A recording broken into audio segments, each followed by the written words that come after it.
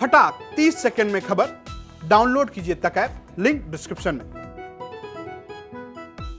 इन्होंने बोला था कि नोटबंदी के बाद काला धन खत्म हो जाएगा, तो एक एक नोट चिल्ला चिल्ला के कह रहा है भैया मोदी जी फेल है, हम तो यहाँ बैठे हैं, भैया योगी जी फेल है, हम तो यहाँ बैठे हैं, सब फेल हो गए। ये अब चिल्ला रहे अपनी फेलियर पे। क्या चिल्ला रहे हैं? समाजवादी। अरे भैया थोड़ी शर्म करो, अपनी सरकार को गाली देते हो, अपनी एडमिनिस्ट्रेशन, अपने ही डिपार्टमेंट को गाली दे रहे हो कि इतनी नाकारा डिपार्टमेंट है जो इतना पैसा रखा रहा सालों सालों तक, पकड़ा गया तो दूसरों के नाम। जब किसी को एहसास हो जाता है कि उत्तर प्रदेश में अब सरकार, ये चेहरा हमारा नहीं चलता है, तो अब योगी जी का चेहरा खत्म करके, क्योंकि उनको तो पैदल कर दिया, देखा ही आपने, दौड़ रहे थे, भैया दद्दा हमको बैठाओ, हम हैं यहाँ मुख्यमंत्री, दद्दा हमको बैठाओ, गाड़ी चलेगी, रह गए पीछे खड़े हुए। ये हालत कर दी है, तो इसके मतलब बीजेपी जान चुकी है अब योगी का चेहरा उत्तर प्रदेश में नहीं चलेगा। नमस्कार, स्वागत है आपका यूपी तक पर। मैं हूं कुमार अभिषेक और हम हाजिर हैं अपना कार्यक्रम यूपी किसका लेकर। और यूपी किसका में हम हर संसदीय क्षेत्र में ये पूछने जा रहे हैं कि आखिर 2022 के इस चुनाव में यूपी किसका होने जा रहा है। आज हम इस मोहनलालगंज संसदीय क्षेत्र में हैं और हमारे साथ चार पार्टियों के चार बड़े नाम इस वक्त मौजूद हैं और हम उनसे सीधे आपका तारुफ करा दें। हमारे बाएं तरफ एमएच खान हैं जो कि बसपा के प्रवक्ता हैं, अनुराग भदौरिया हैं जाना माना नाम और समाजवादी पार्टी के प्रवक्ता हैं। हमारे साथ दीपक सिंह हैं जो कि एमएलसी हैं, कांग्रेस के बड़े नेता हैं, विधान परिषद में कांग्रेस के नेता हैं, और साथ साथ राकेश त्रिपाठी हैं जो कि बीजेपी के प्रवक्ता हैं। तो सबसे पहले इन तमाम नेताओं से ये जानते हैं कि आखिर जनता इन्हें वोट दे तो क्यों दे। राकेश जी, जल्दी से 1 मिनट में, आपको क्यों दे जनता वोट, क्यों चुने आप? देखिए, 2017 में भारतीय जनता पार्टी ने अपने संकल्प पत्र में नारा दिया था, न गुंडा राज न भ्रष्टाचार।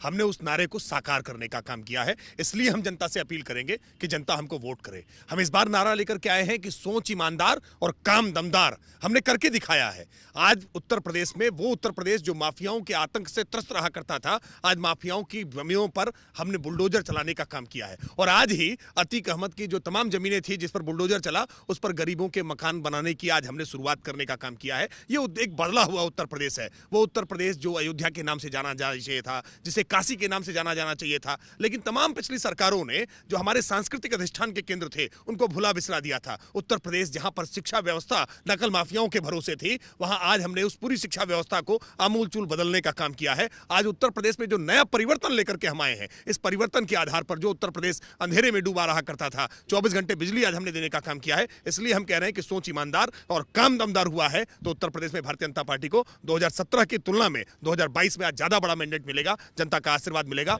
और ये जो रथ यात्राएं हमारी चल रही हैं, इससे स्पष्ट हो रहा है जिस तरह का जन सैलाब उमड़ रहा है, हमें 325 से ज्यादा सीटें उत्तर प्रदेश में मिलने जा रही हैं। आपने कहा कि सोच ईमानदार और काम दमदार। आखिर हम अब समाजवादी पार्टी से पूछते हैं, 1 मिनट में बताइएगा आपको जनता क्यों वोट करे? देखिए, जनता अच्छी तरह जानती है कि समाजवादी पार्टी एक ऐसी पार्टी है जो समाज में सामाजिक न्याय की बात करती है और समाज को आगे ले जाने की बात करती है।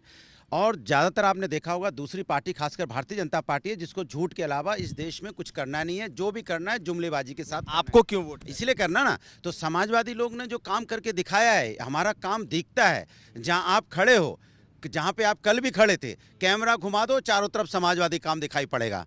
और भारतीय जनता पार्टी का काम हवा में दिखाई पड़ेगा, समाजवादी का काम धरातल पे होता है। हमने जो काम किया है वो आज भी बोल रहा है, चाहे मेट्रो हो, चाहे एक्सप्रेस वे हो, चाहे समाजवादी पेंशन हो, चाहे 1090 महिला समस्या के लिए हो, या स्टेडियम्स हो, या हॉस्पिटल्स हो। जो आप देखोगे समाजवादी के आपको उत्तर प्रदेश में देखने को मिलेंगे। और जो समाजवादियों ने काम किया है, उसी काम का नाम और नंबर और फीता काटने का काम भारतीय जनता पार्टी कर रही है। एक बात। दूसरी, समाजवादी पार्टी ने हमेशा समाज को आगे ले जाने की बात की है। बीजेपी हमेशा उत्तर प्रदेश को पीछे ले जाने की बात करती है, क्योंकि उसको एक ही चीज आती है, समाज को कैसे नफरत में बदला जाए, समाज में कैसे भाईचारा खत्म किया जाए, कैसे जाति धर्म की राजनीति को आगे बढ़ाया जाए। आप समाजवादी जाति धर्म की राजनीति ना करके समाज को जोड़ने की बात करती है, और जो पार्टी समाजवादी समाज को जोड़ने की और उत्तर प्रदेश को आगे ले जाने की बात करती है, वही उसी को जनता यहाँ पे चुनेगी। हमारे साथ अब बसपा के एमएच खान हैं। खान साहब, आपको जनता क्यों वोट करे? 1 मिनट में बताइएगा, लंबा नहीं, बाकी लोग बहुत लंबा टाइम ले रहे हैं। नहीं, लंबा टाइम हम नहीं लेंगे। 2007 में बहुजन समाज पार्टी की सरकार थी। हमारी पार्टी का नारा ही है सर्वजन हिताय सर्वजन सुखाय। और 2007 में जो काम बहन कुमारी मायावती जी ने किया, ये आपको लखनऊ में दिख रहा होगा 1090 का नाम अभी हमारे भाई ने लिया, 1090 पे खड़े हुई है बहन कुमारी मायावती जी काम है। आप चलिए क्या नाम है जेयर एयरपोर्ट, उसका शिलान्यास बहन कुमारी मायावती जी ने किया था। आप चलिए अयोध्या के उस पर, वहाँ भी सारे जो काम जितने दिखाई दे रहे हैं लोग, इन्होंने किया। गंगा एक्सप्रेस वे बहन कुमारी मायावती जी ने उसका शिलान्यास किया, दोबारा भारतीय जनता पार्टी ने कर दिया उसका। तो हम तो ये लॉ एंड ऑर्डर बहन कुमारी मायावती जी के शासनकाल में अयोध्या का फैसला हाई कोर्ट से आया था, आदमी से आदमी नहीं टकराया, साइकिल से साइकिल नहीं टकराई, तो वो लॉ एंड ऑर्डर उसको कहते हैं। लॉ एंड ऑर्डर में हमारे पार्टी बहन कुमारी मायावती जी ने अपने ही पार्टी के एक सांसद जो आजमगढ़ से आते थे, वो जमीनों का कुछ कब्जे का मामला था, उनको लखनऊ बुला करके और कहा कि ये एसएसपी को फ़ोन किया कि आ गए हैं तुम्हारे मेहमान, इनको ले जाओ। तो ऐसा कोई हिंदुस्तान में कोई ऐसा मुख्यमंत्री नहीं हुआ है जो अपने ही सांसद को बुला करके लॉ एंड ऑर्डर के मामले में जो गलत कर रहा था उसको सही रास्ते पे लाने के लिए एसएसपी को हैंड ओवर किया हो। ये बहन कुमारी मायावती जी काम है और सर्वजन हिताय के साथ सभी वर्ग का ख्याल रखने वाली पार्टी है, जिसकी जितनी संख्या बारी उसके उतनी हिस्सेदारी। तो अब हमारे पास, अब हम कांग्रेस की तरफ चलते हैं। दीपक जी, आपको क्यों जनता वोट करे? आप भी 1 मिनट बताएं। अभी तक उत्तर प्रदेश में जो 32 वर्ष से पार्टियां राज कर रही, इन्होंने घोषणाएं की, संकल्प जारी किए, लेकिन 80% वादा खिलाफी की। कांग्रेस पार्टी की जब सरकार थी तो उत्तर प्रदेश की सभी इंडस्ट्रियल एरिया जहां से रोजगार का सृजन होता है, कांग्रेस पार्टी स्थापित की हुई हैं। भाजपा हो, सपा हो या कोई पार्टी हो, 1-2 विकास के नाम गिनाते हैं। उत्तर प्रदेश में स्थापित समस्त सड़कें चौड़ी चौड़ी बनती, चाहे जिस तरफ हो जाने वाली हों, कांग्रेस पार्टी की सरकार बनी। यहाँ पर स्थापित 90% पीएचसी, सीएचसी, जितने अस्पताल, बड़े मेडिकल कॉलेज, इंस्टीट्यूट, सब के सब कांग्रेस पार्टी ने बनवाए। यहाँ पर जो भाईचारा था, अमन था, कांग्रेस पार्टी के राज में स्थापित था। अब क्यों करें, इस चुनाव में क्यों करें? और कांग्रेस पार्टी को लोग चाहते हैं कि जो कांग्रेस पार्टी वादा करती है, जो घोषणाएं करती है, जो संकल्प जारी करती है, उसे करके निभाती है और पार्टियों की तरह वादा खिलाफी नहीं करती। आप जहां खड़े हैं यहाँ का ले लीजिए या उत्तर प्रदेश के किसी शहर को ले लीजिए, ना भाजपा, ना बसपा, ना सपा, 1-2 बिल्डिंगों के अलावा नाम नहीं बता सकते हैं।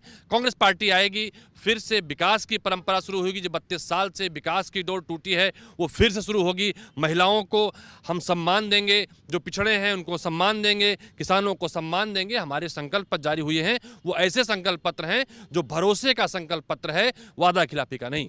हम मोहनलालगंज के इस इलाके में हैं। लखनऊ का इलाका है, लखनऊ और मोहनलालगंज एक साथ सटता है। लेकिन ये बताइए, आप लोग दावा कर रहे हैं कि आप जीतेंगे, समाजवादी पार्टी के नेता सब हमारे साथ खड़े हैं। अखिलेश यादव की तो सभाओं में इतनी भीड़ हो रही है कि आप लोगों के पसीने छूट रहे हैं। नहीं, भारतीय जनता पार्टी की जो रथ यात्राएं चली हैं उससे समाजवादी पार्टी की आज पूरी तरह से साइकिल पंचर होती हुई दिख रही है। 6 क्षेत्रों से हमने अलग अलग यात्राएं शुरू की और हर यात्रा में आज भारी जमावड़ा दिखाई दे रहा है। और देखिए, मैं एक बात फिर कह रहा हूं, देखिए ये भीड़ कैसे जुटा रहे थे, इसका खुलासा हो गया। ये 257 करोड़ की बरामदगी अब तक हो चुकी है। ये 257 करोड़ की बरामदगी जो हुई है ना, अब ये भीड़ कम होती हुई दिखेगी। ये पैसे से जुटाई जा रही भीड़ थी, अब ये भीड़ कम होती हुई दिखेगी। और समाजवादी 57 करोड़ का आप आरोप लगा रहे हैं, लेकिन अभी तक निकला तो नहीं है कि समाजवादी पार्टी का, या जिस पर आप आरोप लगा, इसमें निकालने की जरूरत ही नहीं है। जहां जहां भ्रष्टाचार, वहां वहां समाजवादी व्यापार, जहां जहां अपराधी, वहां वहां कोई लाल टोपीधारी। ये तय है कि लाल टोपी ही भ्रष्टाचार और आतंक की जननी है, इसमें कोई दो राय नहीं। जवाब लेता हूं। रेड अलर्ट पीएम ने कहा, ये कह रहे हैं जहां जहां मैं कह रहा हूं उन नोट जहां पे बरामद हो रहे हैं ना, ये भारतीय जनता पार्टी बड़ी चौड़ से कहती थी काला धन बंद हो जाएगा, नोटबंदी से सब कुछ वाइट हो जाएगा। अरे भैया, मोदी जी, योगी जी कहाँ हो? आपके नाक के नीचे करोड़ों रुपए हैं और बिना आपकी सह से हो सकता है क्या? आप 20 लाख रुपए एयरपोर्ट से दूसरी एयरपोर्ट ले जा सकते। आप यहां से, मैं चैलेंज करता हूं, आप 50 लाख रुपए यहां से ले जाके दिखा दो आप बाराबंकी, लेकिन एक जगह इतना नोट रखा है बिना सरकार की सहमति से रखा रहेगा। ये सरकार खुद ही छापे मार करके निकालेगी अपना। सरकार खुद ही पकड़ी गई। अब सरकार अपनी नाक बचाने के लिए क्या करे?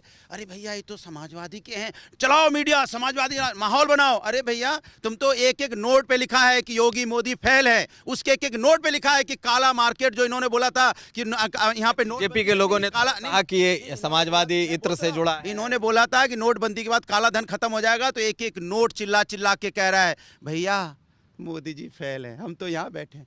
भैया योगी जी फेल हैं, हम तो यहाँ बैठे हैं। सब फेल हो गए। ये अब चिल्ला रहे, अपनी फेलियर पे क्या चिल्ला रहे हैं? समाजवादी। अरे भैया, थोड़ी शर्म करो। अपनी सरकार को गाली देते हो, अपनी एडमिनिस्ट्रेशन, अपने ही डिपार्टमेंट को गाली दे रहे हो कि इतनी नाकारा डिपार्टमेंट है जो इतना पैसा रखा रहा सालों सालों तक, पकड़ा गया तो दूसरों के नाम। दूसरी बात, भारतीय जनता पार्टी को करना कुछ नहीं होता है।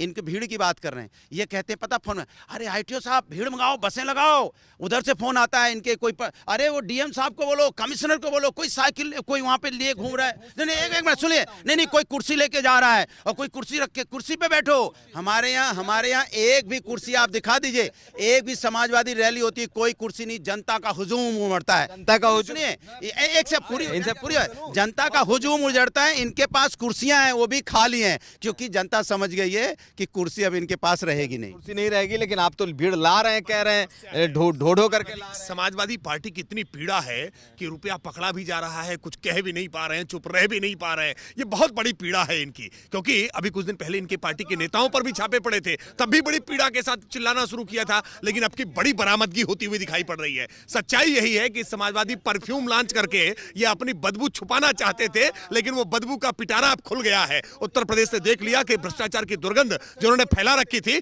हम उस पर कठोर चोट करेंगे। हम कहीं किसी भी भ्रष्टाचारी को, पापाचारी को, अनाचारी को, दुराचारी को हम बचने नहीं देंगे। ये उत्तर प्रदेश में योगी आदित्यनाथ जी की सरकार। तो आपके लाल रंग, लाल टोपी, भ्रष्टाचार सब पर ये कहने, जरा पूछ लूं मैं, जरा पूछ लूं। अब उनके सेकंड से ज्यादा नहीं लूंगा, 1 सेकंड नहीं बोलता, 1 सेकंड ही बोलूंगा। इनको एक इत्र भेज दूंगा समाजवादी, कम से कम सच बोलने लगे। चलिए सच बोलेंगे। ये बताइए कि जो भीड़ दिख रही है समाजवादी पार्टी की, वो तो बहुत ज्यादा उनके साथ लोग दिखाई दे रहे हैं। बहन जी कहाँ हैं? लोग कह रहे हैं कि भाई बहन जी निकल ही नहीं रही है। अभी आपने देखा था माननीय काशीराम जी का बस एक ही बार निकले। अब तो चुनाव चढ़ चुका है, प्रधानमंत्री 10-10 सभाएं कर चुके हैं, अखिलेश यादव रोज बाहर हैं, लेकिन सब लोग यही पूछ रहे हैं। भाई सवाल इस बात का है, जो कमजोर होता है वही बैसाखी का सहारा लेता है। Bahujan Samaj party under current है, बहुजन समाज पार्टी ही जीत के आएगी। ये लोग भीड़ इकट्ठा करें, गुंडे इकट्ठा करें, बदमाश इकट्ठा करें, RTO लगाएं, जो मर्जी आया करें। बहन कुमारी मायावती जी शासन का कभी दुरुपयोग नहीं किया और न करेंगी। और इन लोगों की बातें आप करिए, चुनाव किस पे होगा? जनता 70% जनता गांव में देहात में रहती है, महंगाई से त्रस्त है, डीजल पेट्रोल के दाम से त्रस्त है। किसान की बोरी में 5 किलो आपने निकाल लिया, खाद निकाल लिया, और उसके बाद जो जाता है लेने के लिए तो लाठियों से उसमें लाठी बरसाई जाती है। इस पे चुनाव होगा। नहीं, कहा जा रहा है कि ये तो बाइपोलर है ना, आमने सामने की लड़ाई हो रही है, बसपा तो बिल्कुल गायब दिख रही है। ये जो लोग कह रहे हैं उनका ख्याल हो सकता है, जनता नहीं कह रही है। ये आप भी कह सकते हो, जो मीडिया वाले हैं वो भी कह सकते हैं। इसलिए मीडिया भी तो कुछ चलाना किसी तरह से, आपको कैसे बताएंगे? आपको पैसा चाहिए मीडिया को, तो आप भी कह सकते हो, मैं आपको बुरा नहीं मानता। मैं तो ये कहता हूँ, जनता जो 70% गाँव देहात में रहती है वो महंगाई से जूझ रही है, वो बलात्कार से जूझ रही है। लड़कियां उत्तर प्रदेश की बलात्कार से जूझ रही हैं। आपने देखा हाथरस कांड में क्या हुआ, यहाँ का ADG लॉ एंड ऑर्डर ने कहा कि बलात्कार नहीं हुआ।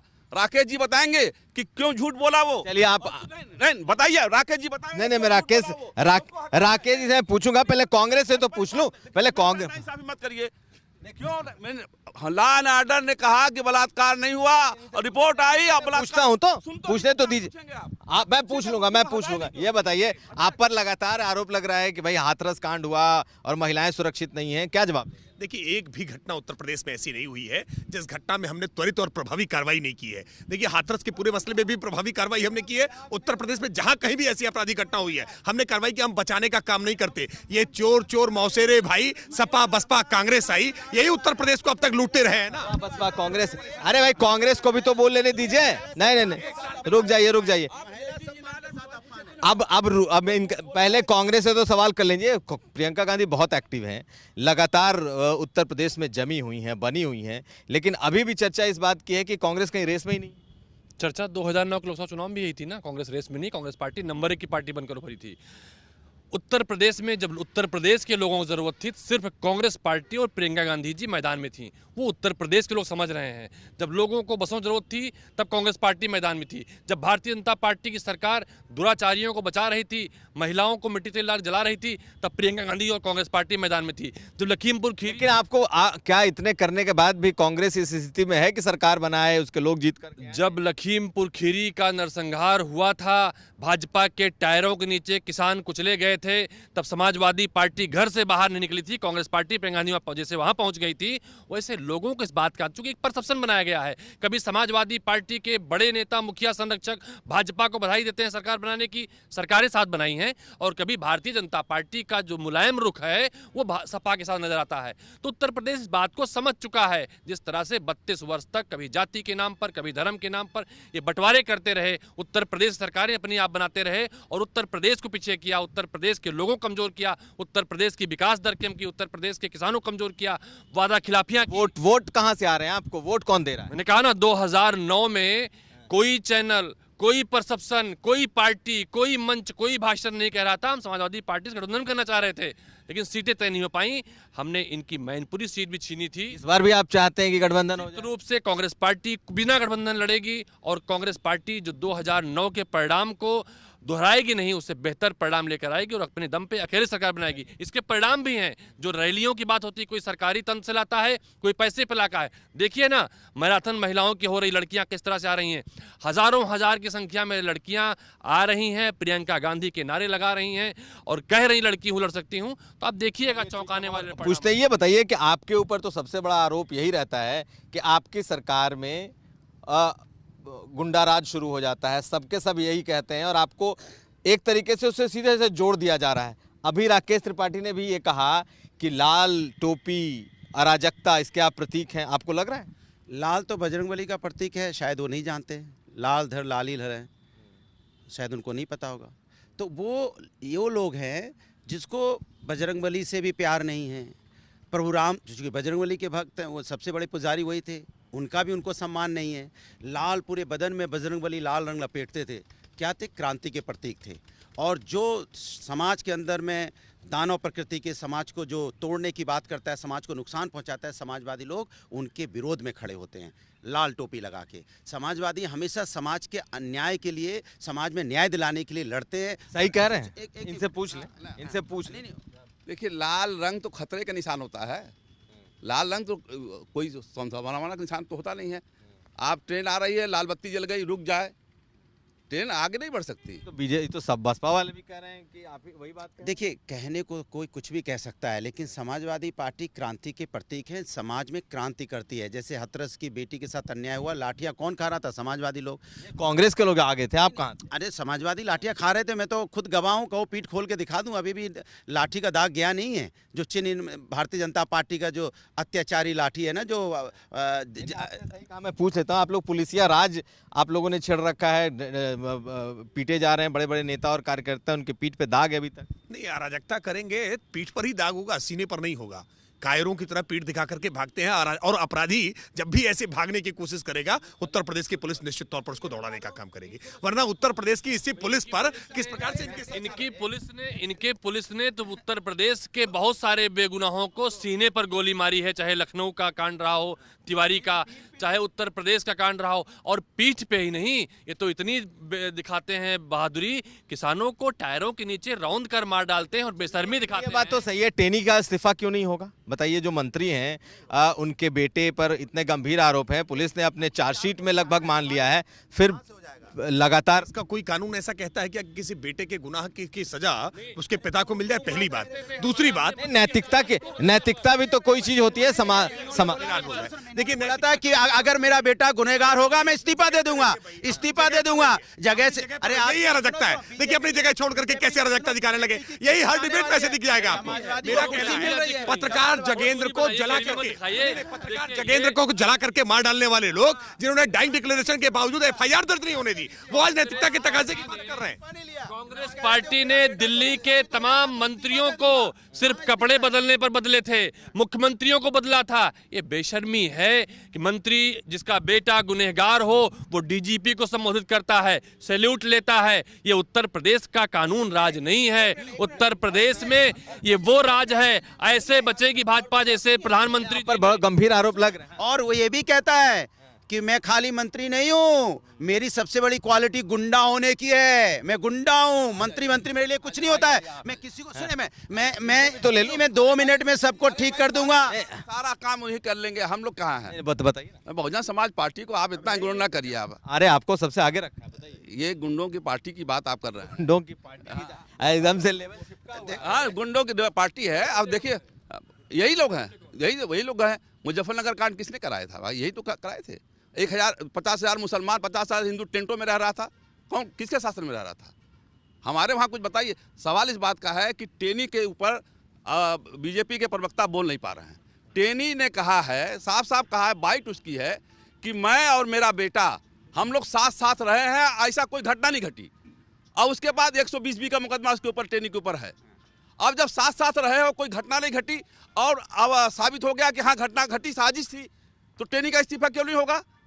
टेनी अपराधी का इस्तीफा क्यों नहीं होगा? ये बड़ा मुद्दा है, लेकिन बड़ा हाँ ये कैसे इस्तीफा ले लेंगे? ये वो लोग हैं जो मुख्यमंत्री के ऊपर से अपने मुकदमे हटाते हैं, डिप्टी सीएम के ऊपर से मुकदमे हटाते हैं, 114 विधायक संगीन मुकदमे, टेनी भी उसमें है। क्या दिक्कत है? गुंडों का सरकार है, गुंडा तंत्र चल रहा है, अपराध नहीं, लेकिन आप तंत्र है, क्या दिक्कत है भाई? बसपा तो आपको कह रही अरे मैं नहीं कह रहा हूँ, बेबी रानी मौर्य जी इनकी जो गवर्नर थी, अब जो मंत्री वो भी कह रही है 5 बजे के बाद महिलाएं थाने ना जाएं। ये मैं नहीं कह रहा हूँ, इनकी नेता नेत्री कह रही हैं। और अगर जवाब ले ले, परिवार वालों के साथ जाएं, जवाब ले लेते हैं। आपके यहाँ से भी आज देखिए आपकी चर्चा में सपा बसपा पर आरोप लगा रही है, बसपा सपा पर आरोप लगा रही है, कांग्रेस सपा पर आरोप लगा रही है। 2017 में ये दो युवा का साथ पसंद कर रहे थे, 2019 में ये बुआ बबुआ का गठबंधन बना रहे थे। ये अवसरवादी लोग, ना कोई सिद्धांत है ना कोई व्यवहार है। ये केवल चुनाव में कैसे भाजपा को पराजित किया जाए, तरह तरह के स्वांग रच रहे हैं। अब हम एक और सवाल लेते हैं अब लोगों से। हमारे चारों मेहमान हैं, क्या ये लड़ाई सीधे सीधे सिमटती जा रही है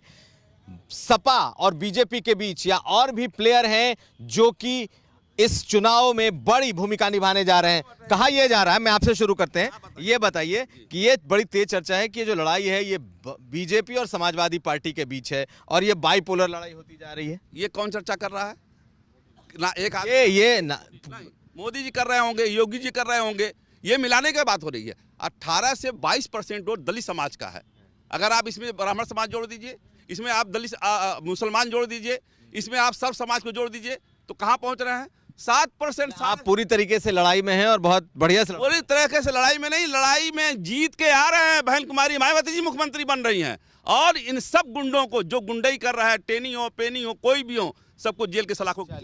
ये तो कह रहे हैं कि बसपा भी लड़ाई में है, आप कैसे कह रहे हैं कांग्रेस लड़ाई में? क्योंकि चर्चा सर्वे ये इशारा कर रहे हैं कि लड़ाई सीधे सीधे बीजेपी और समाजवादी पार्टी के बीच। ये चर्चा नहीं है, ये मोदी जी ने जब से कहना शुरू किया, वो भाजपा और सपा का जो अंदरूनी गठबंधन है, अभी भाजपा के साथी कह रहे थे भाई राकेश जी कि सब मिले, अरे आपने सपा साथ सरकार बनाई, आपने बसपा साथ मिलकर सरकार बनाई, मिले हुए लोग तो आप हैं।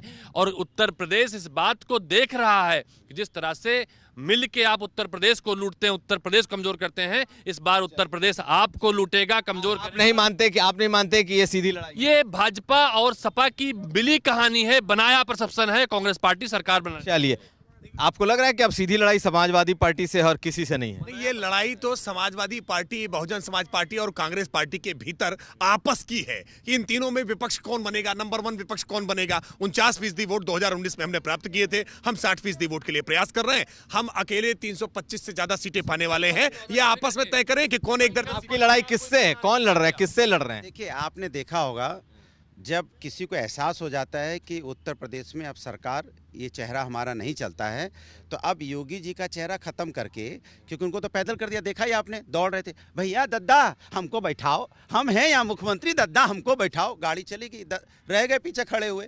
ये हालत कर दी है, तो इसके मतलब बीजेपी जान चुकी है अब योगी का चेहरा उत्तर प्रदेश में नहीं चलेगा, क्योंकि बीजेपी ने उनके नेतृत्व में कोई विकास नहीं किया।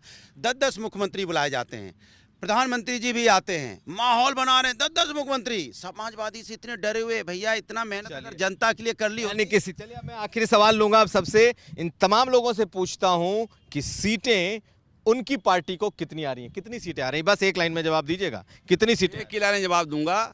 हमारी पार्टी का जब नारा सुन लीजिए, सर्वजन हिताय सर्वजन सुखाय। सीटें कितनी? सब पूर्ण बहुमत की सरकार। पूर्ण बहुमत।